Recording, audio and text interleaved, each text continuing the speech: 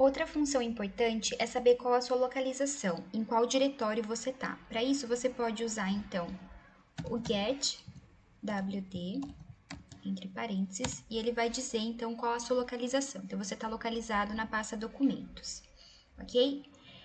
Vamos supor que eu quero, então, importar uma tabela do Excel para o R. Então, primeiramente, eu vou salvar essa tabela, essa planilha, no formato .txt, texto separado por tabulações. Então, na hora de salvar, você deve escolher essa opção, texto separado por tabulações. Então, agora eu preciso indicar para o R qual a localização dessa minha tabela. Primeira coisa, então. Eu posso fazer isso de duas formas. Eu posso vir, então, na seção aqui, no Session, Set Working Directory, e eu posso escolher, então, aqui o diretório de onde está o meu documento. Ou eu posso fazer isso utilizando o comando set wd, aspas, eu vou escrever a localização. No caso, a minha tabela está localizada no desktop, numa pasta chamada R. Então, eu vou colocar a localização. Vou colocar a localização e vou apertar Enter, ok? Para ter certeza que eu estou no diretório certo, então na pasta R eu posso utilizar o get wd. E agora, então, ele está indicando para mim que eu estou na pasta R. Eu vou, então, listar os documentos que eu tenho na pasta R. Para isso, eu vou usar o dir de diretório. E aqui, então, está a tabela que eu quero importar para o R. Eu devo, então, criar um objeto que corresponda a essa tabela. Então, eu vou colocar um nome para o meu objeto primeiramente, que eu vou chamar de planilha. Então, planilha é o nome do meu objeto.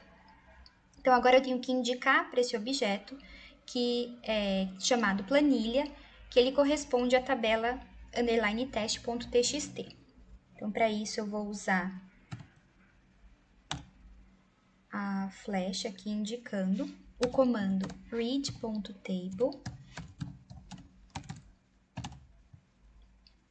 Vou colocar entre parênteses o nome da minha tabela, que no caso,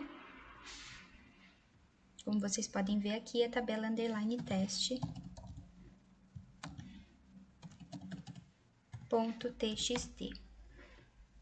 Vou apertar Enter, ela veio para cá, então.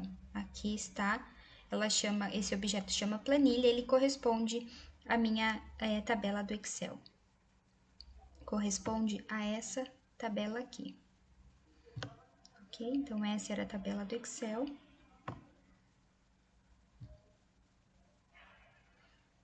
Agora, para eu visualizar essa tabela, né, que eu chamei de planilha, eu posso escrever planilha. E ela vai trazer para mim, então, toda a minha tabela.